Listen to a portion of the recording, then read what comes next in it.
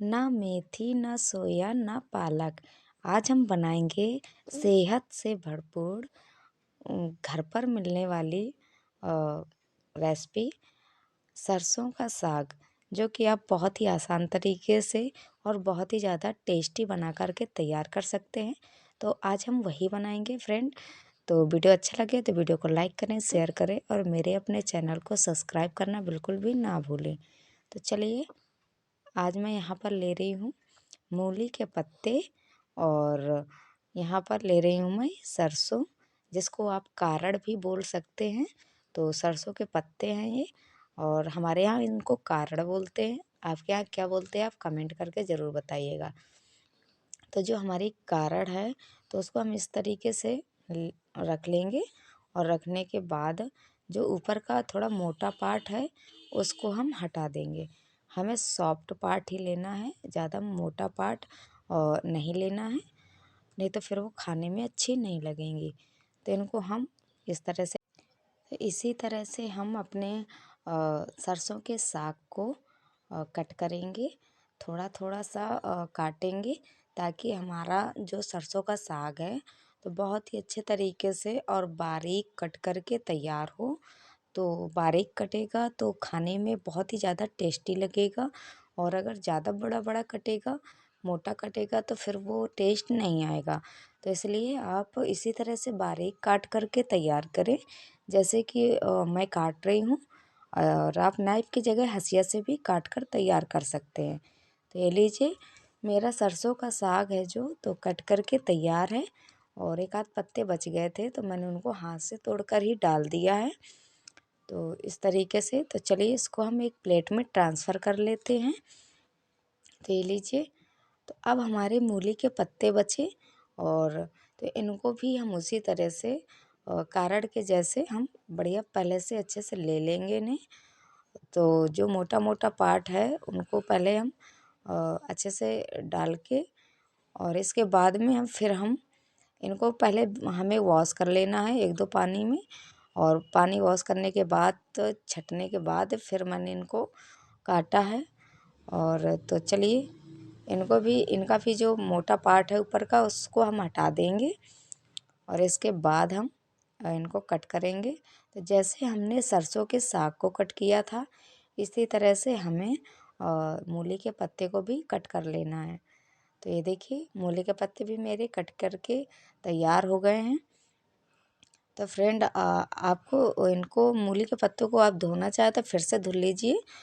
तो मैं एक इनको वॉश कर लेती हूँ। तो देखिए, मैंने एक पानी में अच्छे से वॉश कर लिया, क्योंकि मेरे पहले से भी धुले थे। अगर आपके ना धुले हों तो आप 3 से 4 पानी में अच्छे से वॉश कर लें। तो ये लीजिए, सरसों का साग और मूली के पत्ते तैयार हैं। यहीं पर मैंने पहले से ही आलू और बैंगन काट कर रख लिया था। तो एक आलू है बड़े साइज का, और एक बैगन है मीडियम साइज का। तो इनको मैंने पानी में रख दिया था ताकि काले ना पड़े। तो अब यहीं पर ले रही हूँ मैं 3 हरी मिर्च, और यहीं पर है 6-7 लहसुन के जवे, और एक बड़े साइज का प्याज। प्याज को बारीक काट लेना है, और ये बहुत ही ज़्यादा टेस्टी लगते हैं, तो इनको ज़रूर लें। और यहीं पर लिया है मैंने सरसों के जग साथ में डालने के लिए चने का साग। तो चने के साग को मैंने बारीक काट लिया है। सो ये तीनों चीज़ें मिला के बनाएंगे, बहुत ही ज़्यादा टेस्टी बनेगा। अब कढ़ाई को मैंने रख दिया गरम होने, और इसी में ले रही हूँ सरसों ऑयल। आप इसमें यहाँ पर रिफाइंड ऑयल का भी इस्तेमाल कर सकते हैं। सो अब ऑयल मेरा गरम हो गया, तो इसी में डाल दिया मैंने लहसुन के जवे, और इनको इस तरीके के चलाते हुए अच्छे से फ्राई कर लेंगे। और बहुत ज़्यादा फ्राई नहीं होना है। जैसे ही हमारा लहसुन कलर चेंज करने लगेगा, तो इसी में डाल देंगे हम प्याज, और प्याज को इस तरह से चलाते हुए पकाएंगे जब तक हल्का गुलाबी होने ना लगे। तो इस तरीके से चलाना है, और गैस की फ्लेम हमें रखना है लो मीडियम, हाई नहीं रखना है, नहीं तो हमारी प्याज है जो लहसुन है तो वो जल जाएगी। तो देखिए, कलर मेरे जो प्याज का है तो वो अभी चेंज गुलाबी होने लगा है थोड़ा थोड़ा सा। तो हमें इसी तरह से पकाना है। तो अब यहीं पर मैं डाल देती हूँ आलू और बैंगन, ताकि आलू बैंगन जब फ्राई होंगे तो साथ में हमारी जो प्याज और लहसुन है वो भी पक जाएगी अच्छी तरह से। तो हमें इस तरह से मिक्स करना है अपने आलू बैंगन को। तो हमारे आलू बैंगन है ना अच्छे से फ्राई हो जाएंगे तो बहुत ही अच्छे से मतलब इनमें टेस्ट आ जाएगा और बहुत ही ज़्यादा टाइम तक पकाना नहीं पड़ेगा। ये हमारे आलू हैं जो बैंगन है तो पक जाएंगे। तो देखिए मैंने 3 से 4 मिनट इन्हों को फ्राई किया चलाते हुए। तो आप देख सकते हैं मेरी प्याज भी बढ़िया सा गोल्डन हो गई है फ्राई होके। और आलू आप देख लीजिए मेरे 60 से 70% मेरे आलू पक गए हैं और बैंगन भी बढ़िया से फ्राई हो गए हैं। अब यहीं पर डाल देंगे हम सरसों का साग और जो मूली के पत्ते कटे हुए रखे थे तो उनको डाल देंगे और डालने के बाद अच्छे से मिक्स करेंगे आलू और बैंगन के साथ में। तो ये जैसे ही मिक्स होते जाएंगे और पकेंगे वैसे ये सॉफ्ट होते जाएंगे। तो वो कम होते जाएंगे, क्वांटिटी कम दिखेगी। तो इस तरह से हमें इनको चलाते हुए थोड़ा सा पकाना है ताकि कम दिखे। तो आप देख रहे होंगे क्वांटिटी कम हो गई है, हमारा जो सरसों का साग था वो सॉफ्ट हो गया है। तो अब यहीं पर डाल देंगे स्वाद अनुसार नमक ताकि ये जो सरसों के साग में पानी होता है तो ये छोड़ दें तो और अच्छे से हमारे साग को पकने में नमी मिले और ज़्यादा सॉफ्ट हो जाए। तो आपको इस तरह से चलाते हुए पकाना है। ये बहुत ही हेल्दी चीज़ें हैं और सीजन के टाइम पर ही मिलती हैं। तो यहीं पर मैंने जो हरा मिर्च लिया था वो भी डाल दिया है।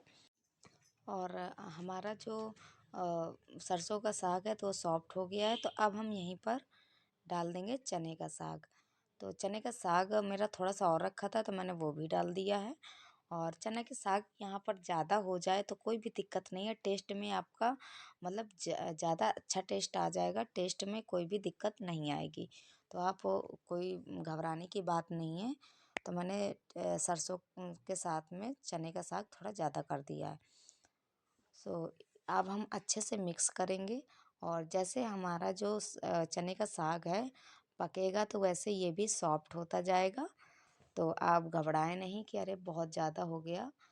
तो अब यहीं पर मसाले ऐड कर लेते हैं। तो कुटा हुआ लाल मिर्च डाला है मैंने 1 चम्मच और 1 चम्मच डाला है धनिया पाउडर और आधा चम्मच डाला है गरम मसाला।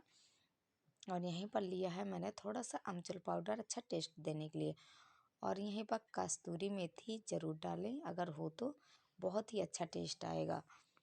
तो अब हम इन सब चीज़ों को मिक्स करेंगे और आप ध्यान दें कि आप यहाँ पर हल्दी ना डालें तो ज़्यादा सही है क्योंकि देखने में फिर आपको ना ये साग हरे की जगह पीला पीला दिखाई देगा। तो इसके वजह से लुक के वजह से आप हल्दी स्किप कर सकते हैं। अगर लुक में आपको कोई दिक्कत नहीं है तो आप डाल सकते हैं, टेस्ट में कोई भी दिक्कत नहीं आएगी। तो हम इस तरह से चलाते हुए अब इन्हें पकाएंगे और हमें छोड़ना बिल्कुल भी नहीं है। और अगर आपका साग जल रहा है और आपको नमी की आवश्यकता है तो आप इसमें पानी के कंछे लगा सकते हैं। अगर आपके बैगन आलू नहीं पके हैं तो आप पानी का कंछा मार के और इसको ढक कर के भी पका सकते हैं। लेकिन अगर आप ढक के पकाएंगे तो ये येलो पीला पीला सा हो जाएगा। तो मैं ढक के नहीं पका रही हूँ क्योंकि मैंने पहले से ही आलू और बैगन को पका लिया था और बाद में ही साग डाला है। तो चलिए आलू चेक कर लेते हैं। तो ये देखिए आलू मेरा पक गया है तो इसका मतलब कि मेरा जो साग है तो वो लगभग लगभग पक गया है। तो इस तरीके से हमें चेक कर लेना है। तो और यहीं पर डाल दूँगी मैं धनिया पत्ती और धनिया पत्ती डालने के बाद कर देंगे मिक्स। तो इस तरीके से हमें मिक्स करना है और शुरू से लेकर लास्ट तक आपको गैस की फ्लेम लो मीडियम रखनी है। नहीं तो आपका साग और मसाले जल जाएंगे तो बिल्कुल भी टेस्ट अच्छा नहीं आएगा। तो इस तरह अल्टाते पलटाते हुए देखिए मैंने धनिया पत्ती भी मिक्स कर ली है। और अब हमारा यहाँ पर सरसों का साग बन कर के रेडी है। तो चलिए कर लेते हैं सर्व। तो आज मैंने लगाई है सरसों के साग की थाली जो कि बहुत ही प्यारी और बहुत ही ज़्यादा टेस्टी है। तो फ्रेंड आप लोग भी आइए और ख़ास रेसिपी का टेस्ट करिए और आप मुझे कमेंट करके बताइए कि आपको इस रेसिपी में क्या नया सीखने को मिला और कैसी लगी आज की रेसिपी। और वीडियो अच्छा लगा हो तो मेरे अपने चैनल को सब्सक्राइब एंड बेल आइकन दबाना बिल्कुल भी ना भूलें, ताकि इसी तरह के रेसिपी वीडियो आपको मिलते रहें। चैनल को सब्सक्राइब कर लीजिएगा और बगल में घंटी का बटन है उसको दबा लीजिएगा, ताकि आने वाली वीडियो का नोटिफिकेशन सबसे पहले आप तक पहुँचे। राधे राधे।